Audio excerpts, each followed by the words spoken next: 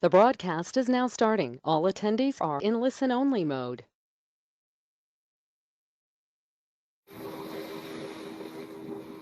Good morning, everyone. Today is Wednesday, June 14th, 2023.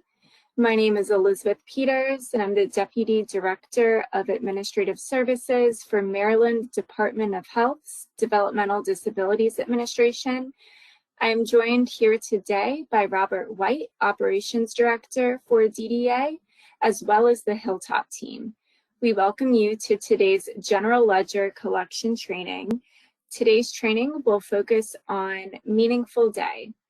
Before we begin, I'd like to go over a few things about the webinar. First, all participants are in listen-only mode. There are two options to hear the webinar, by computer and phone. If you look at the panel interface on your right labeled Audio, you can click either computer or phone to switch for the best option. We will be recording the webinar and posting this session on YouTube and the DDA website. Questions can be typed in the question or chat box in the webinar panel, and the team will review and respond as appropriate. And now I'd like to introduce Marianne Mood and her Hilltop colleagues to begin today's training session. Good morning, Marianne. Hi, Elizabeth. How are you? Doing well. How are you? I'm good. So I'm going to show my screen. And Elizabeth, if you could let me know if you guys see the word instructions. Will do. So do you guys see them? Because I've clicked share my screen. We see you're connected to the GoToWebinar screen.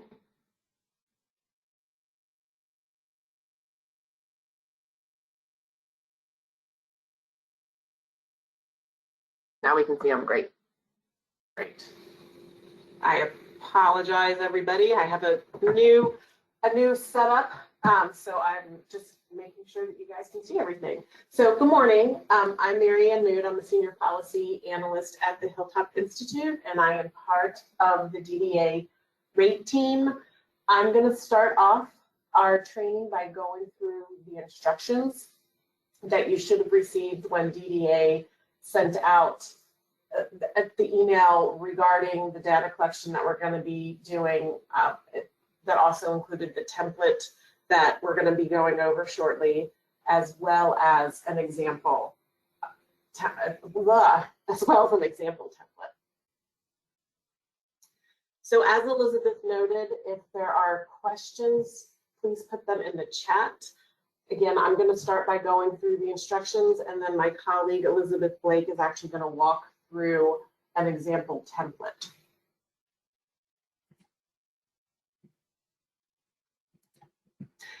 So I wanted to talk about a little with respect to the purpose of the template, and this is for DDA providers to collect and submit general ledger cost data to inform rates for DDA Medicaid services.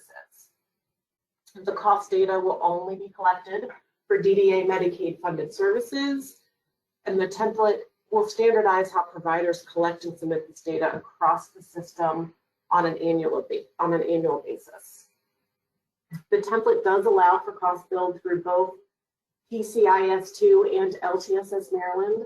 And if you happen to have switched in the middle of the fiscal year, the template also allows you to enter both costs if you needed to for a particular service. The data that's going to be collected is going to be for fiscal year 2024. And that is why we wanted to ensure that the template got out to providers prior to the start of fiscal year 2024, which will be July 1st, 2023. So it is just around the corner. In case providers needed to try to do any updates to their accounting systems to try to be able to capture the data at the level that's being requested. In terms of when this is going to be submitted, like when it's due, it won't be submitted until after the end of fiscal year 2024. So after June 30th, 2024, and the DDA will send out instructions shortly thereafter for how to submit your templates.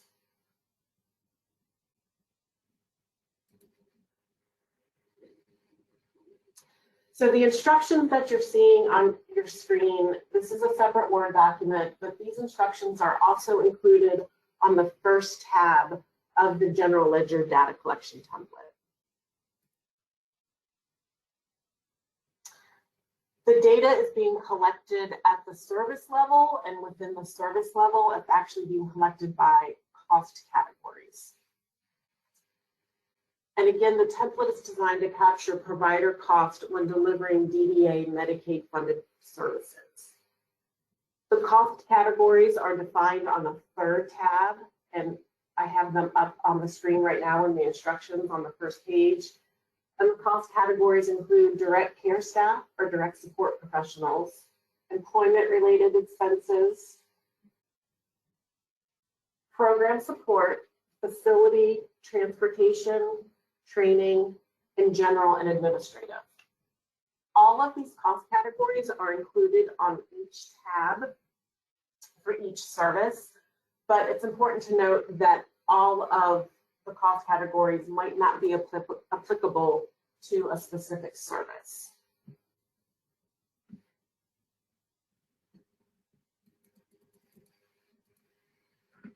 I'm going to scroll down a little bit. So in terms of the cost category data points, some of the data that's being collected will be service units are going to be collected for each unit of service. In terms of, for each unit of service within a specific service. And in terms of the specific cost category data points, you're going to include the accounting code that's in the system that you use, as well as a description of that code. The description is really important because different providers could be using different accounting systems. So we really need the description to understand exactly what that cost is pertaining to. And then the expenses that are associated with that code. Then you'll also include total Medicaid payments received for each service for the billing system used. And I also want to point out that the data is being collected at the geographic region.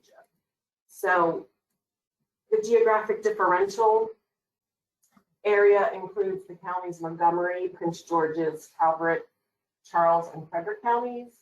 And then all the other counties are considered rest of state. So if you happen to fall into rest of state as well as any of the counties in the geographic differential region, you would actually fill out, you would try to break out those costs on the service.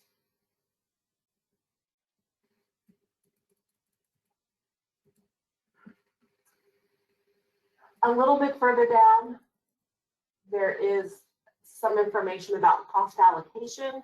And this is really in reference to what you do if you have a specific cost category and you would have to divide that up amongst services. We're looking for you on the second tab, which is the provider tab, to put in some information about how you allocated those different costs across services. So for example, facility cost, you might have to take a percentage of facility cost if you have a facility that has different services that are operating within it. And I'm going to continue to move down the page. Page 2 and 3 with completing the template in the instructions do have a lot of specific details. So that might be your first place to stop if you are filling out the template and you have questions. Included, again, on that second tab is the provider information tab. On that is the person who's collecting or inputting the data, their contact information, if once the templates are submitted at the end of fiscal year, if we have questions so that we could reach out to them. There's also provider identification numbers that we're asking for, as well as information about direct service professionals. There are different levels, so if you can break out the levels of your direct service professionals, that would be amazing. And if you can't, just put them all in one category and please note that. And again, there's a cost allocation tab that you can note, or make sure it's noted someplace in the template. The tabs are actually color-coded in the template. So pink tabs are residential. Meaningful day are actually gray, and that is like the bottom of the sheet of your Excel sheet. And you will be entering in information in the gray colored cells. Marianne? Yes. Hi, this is Robert. Do you mind zooming in?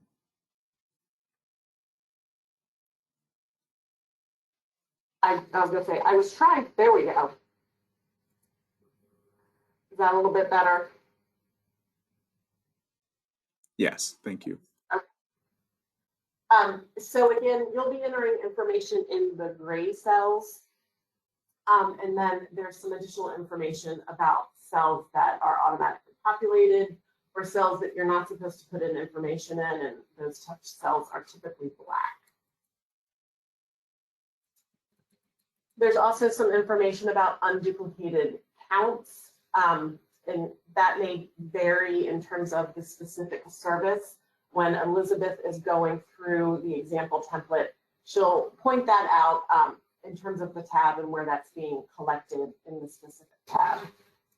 Since we're talking about meaningful day services today, I want to make a note about the day have tabs.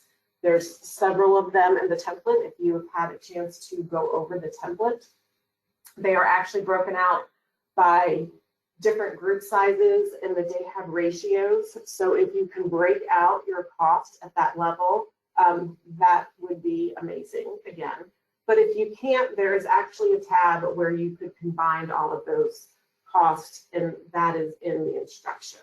I believe it's actually the M3DH tab where you could just go ahead and put all of the information for the different groups that you serve together. Again, there's some additional information about number of participants served, the number of sites that are operated, and those will be pointed out when Elizabeth is going through her example.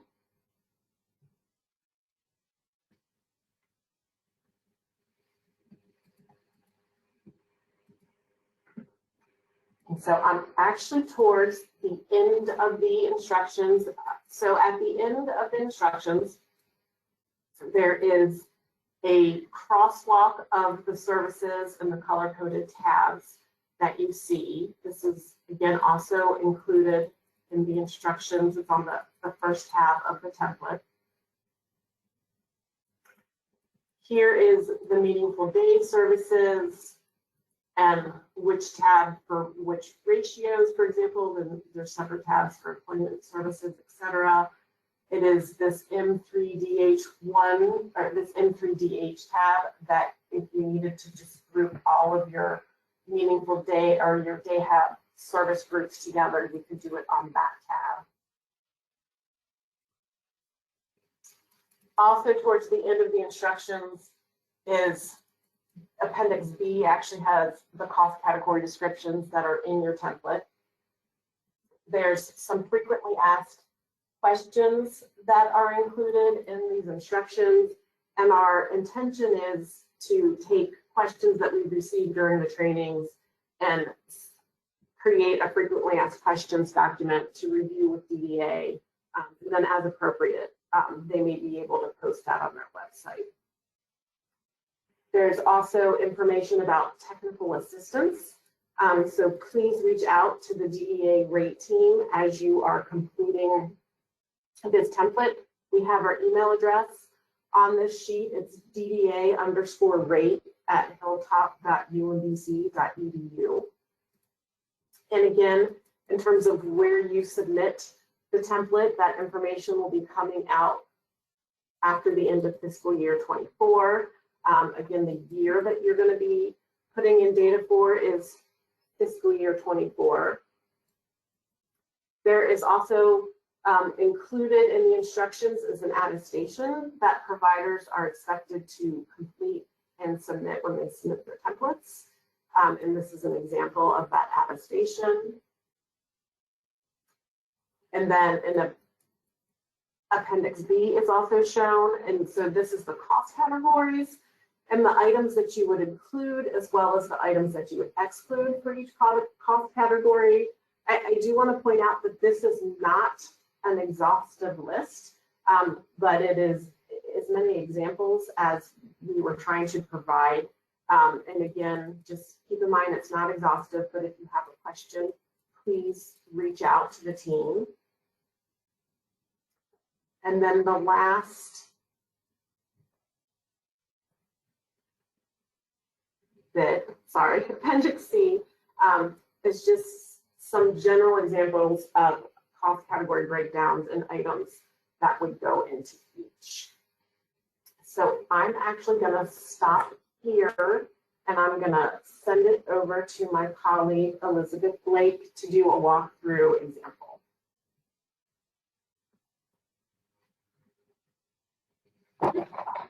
Thanks, Marianne.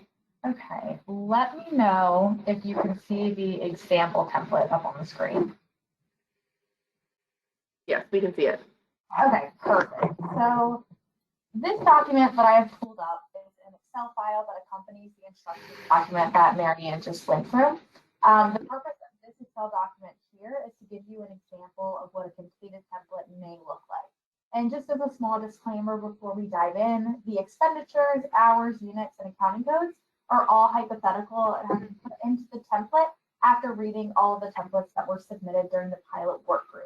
So your template may or may not look similar to this. However, the important aspects like the cost categories should be similar to what you all will enter into your template.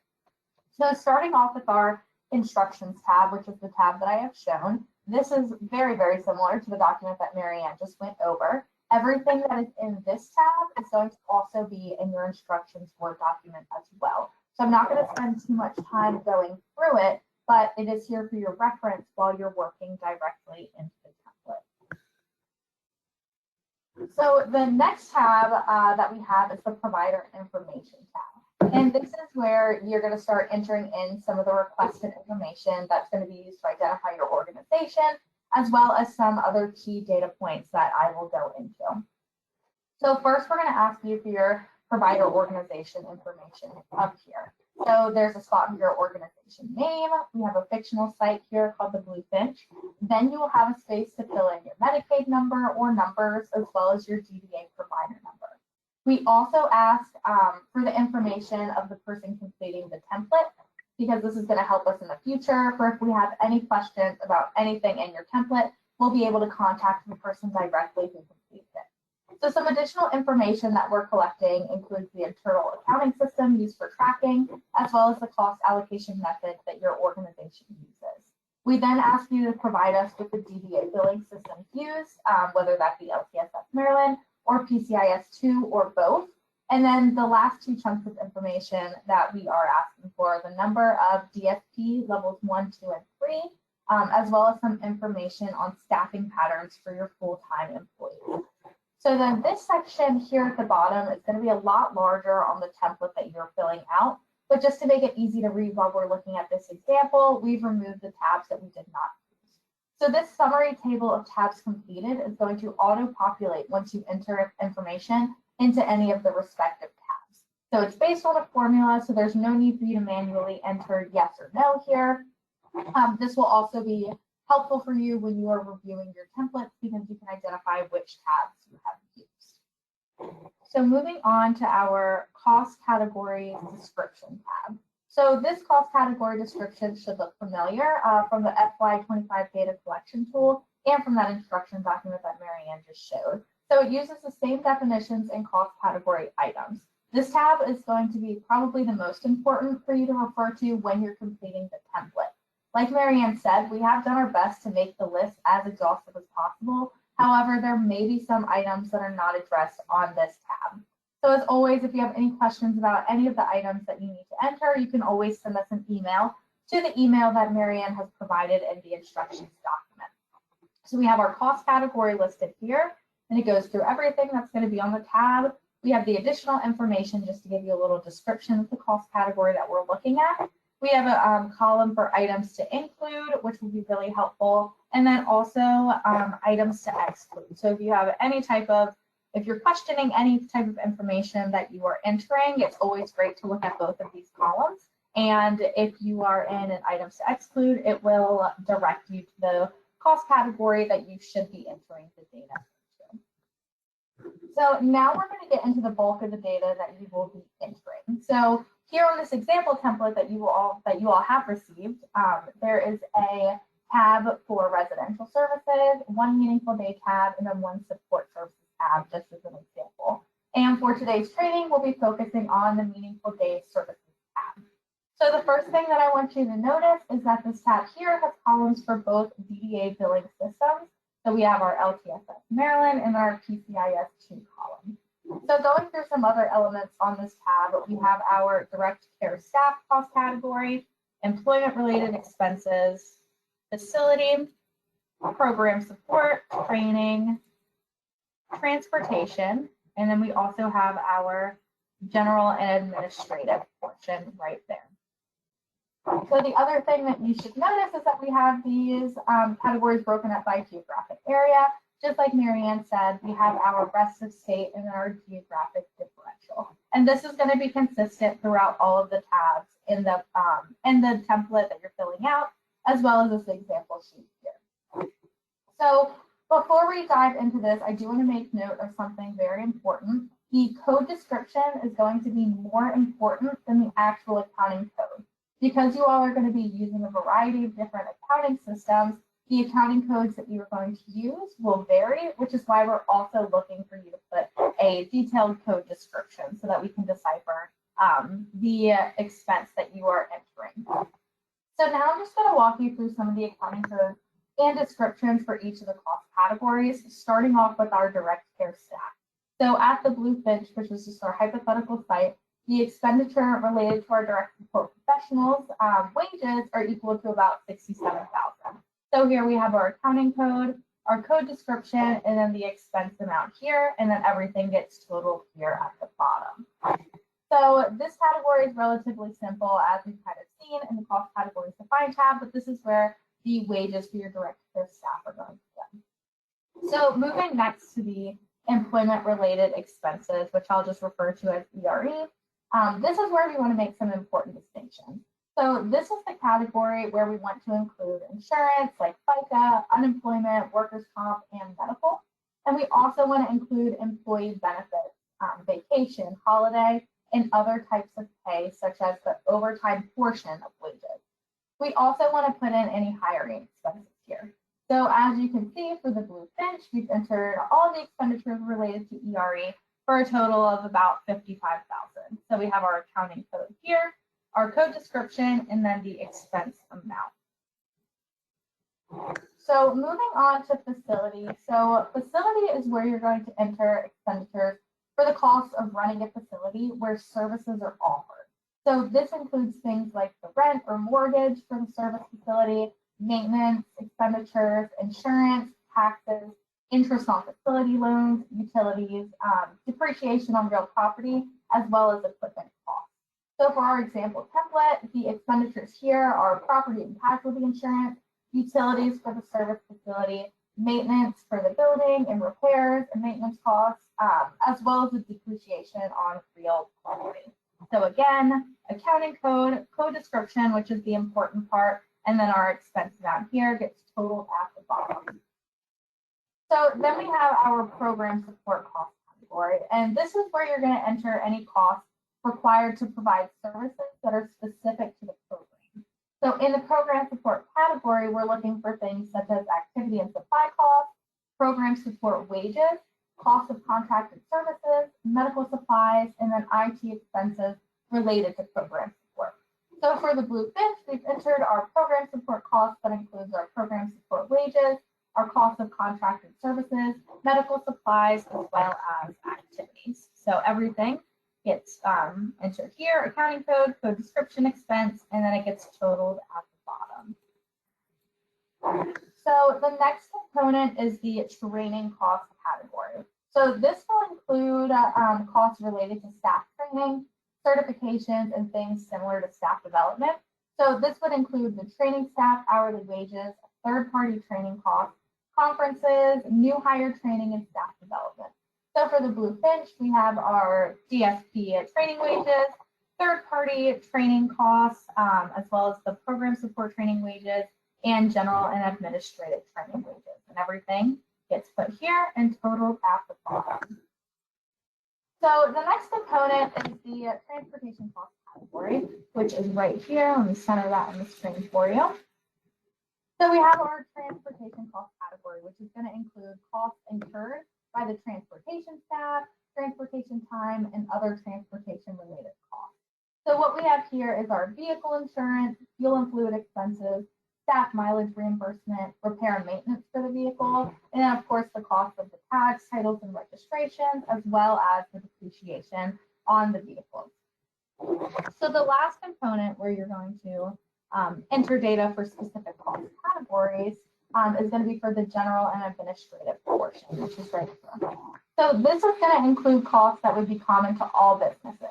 So these are things like administrative salaries, office rent, utilities and supplies, management and executive salaries, general insurance, advertising, and things of the like. So our organization has listed IT, hardware support, software support, our office supplies, advertising, legal and accounting, member dues and fees, the depreciation on our property, and then our general and administrative wages. And then everything gets totaled here at the bottom. So the last thing that we'll ask you to enter on this portion of this sheet is all the way over at the end. We're going to ask you to provide the units for your respective billing system that you're using. So then we're going to ask that you indicate the total payments made in either LTSS or PCIS2. So this is consistent for the geographic differential as well, as you can see here. And then the rest of the cells are just going to automatically populate, so you don't have to worry about entering any repeat information. Okay. So the last thing that I want to go over in this tab, and just in general for the sheet, is that at the beginning of each sheet, if you scroll down, there will be some information to include. So this is going to be unique depending on the service that we are looking at, which you can see in the full general ledger template that was sent to you. So this is the end of the template here. I can go ahead and kick it back to Elizabeth and Robert, and we'd be happy to take any questions that you may have.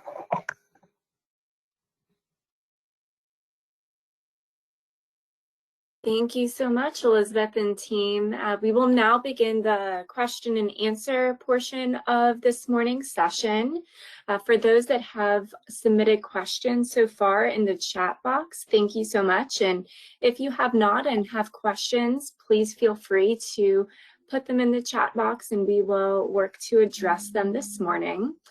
So the first question that we have here is a request to review the unduplicated definition and that section a little bit more in detail.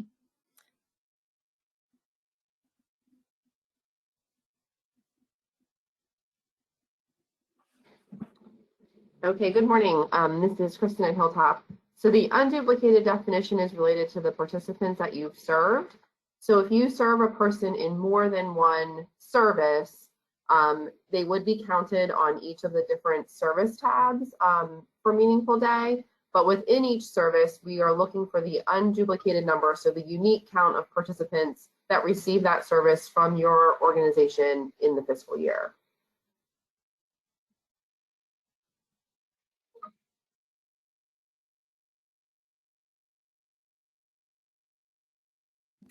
Thank you, Kristen.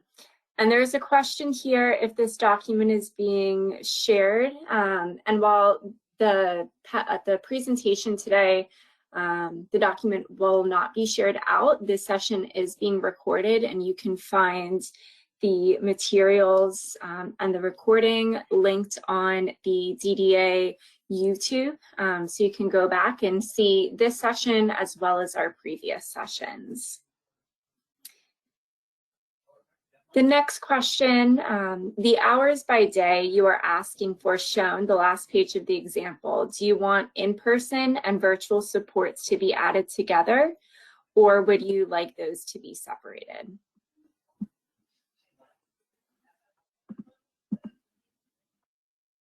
That's a great question.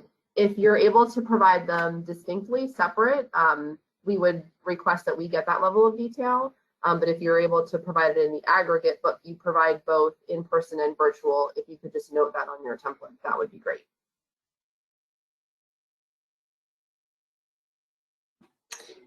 Thank you. The next question, we serve individuals with different funding, insurance, and another state program. Do we separate out the DSP wages and other expenses? And if so, how would we do that? So the costs that we're requesting in the template are unique to Medicaid services. So if you have braided funding, we're asking that you are just reporting on the costs for providing the Medicaid paid services in the cost report. And I would say if you have additional questions, perhaps we could set up some time to discuss individually. You can feel free to reach out to the Hilltop Rate team at the email address in the documents, and we'd be happy to talk through further with you.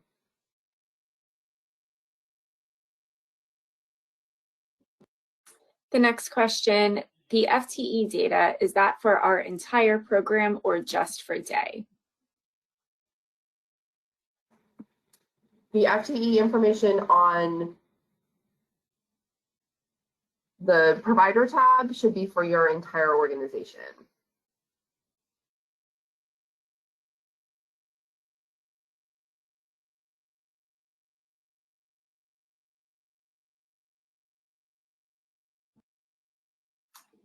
The next question, do we need to track direct care fringes, employment-related expenses by small group, large group, etc.?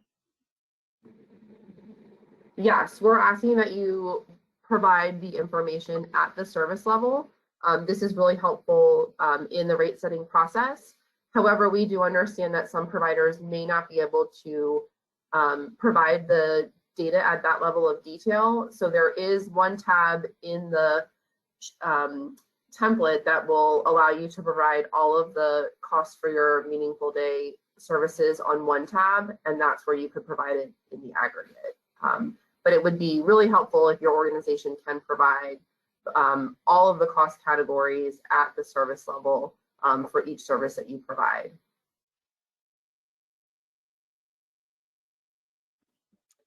Thank you, Kristen. And we'll give it another moment for any last minute questions to come through in the chat box.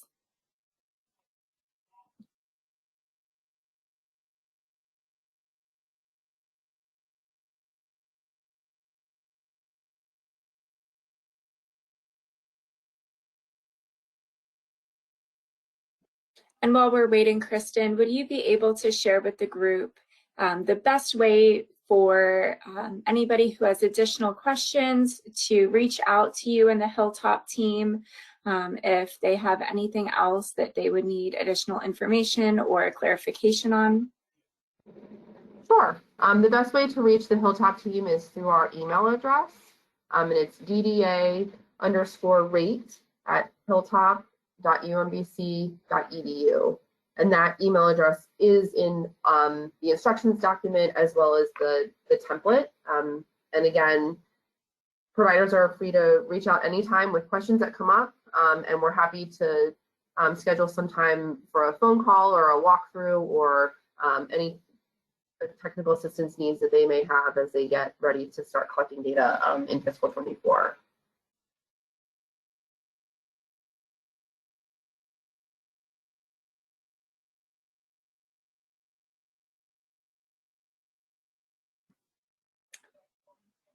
Thank you, Kristen. And the next question that we have come in, how do we separate the cost for LTSS and DAA if we use both?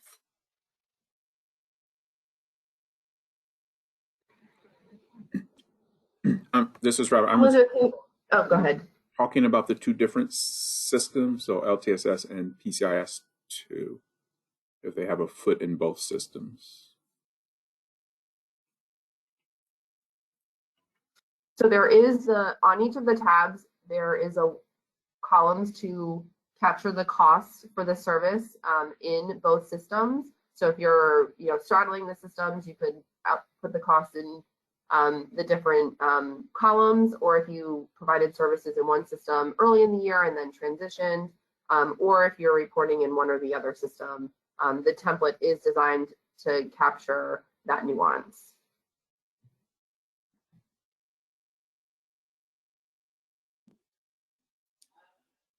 Thank you. And Robert, I believe this next question will be for you. Will there be a separate audit required on this report or LTSS attendance similar to the attendance attestation on the cost report? Sure. Thank you, Elizabeth. This is a good question. So unlike the cost reports, which are mandated for providers who are billing in PCIS 2, the only thing that we are requiring for the general ledger collection tool at this time is that your CFO or your director of finance attest that the information is accurate to the best of their knowledge.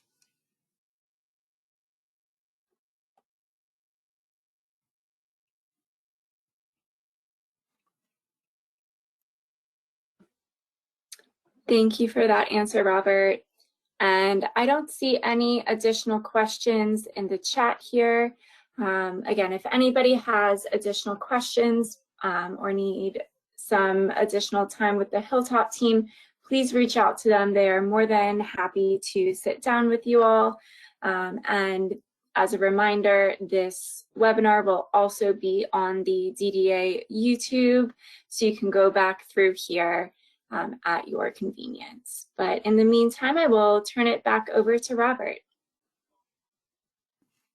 Great. Thank you, Elizabeth. And thank you to all of you who took time out of your very busy days to spend an hour with us to learn more about the General Ledger Data Collection Tool. This was the third training in this series and concludes the series, but all of the training videos will be available through the RAG site, which is accessible on the DDA webpage. As mentioned before, if you have any other questions or need any additional information, or perhaps even want to schedule a time for some more directed technical assistance, please reach out and let us know. Thank you and enjoy the rest of your week.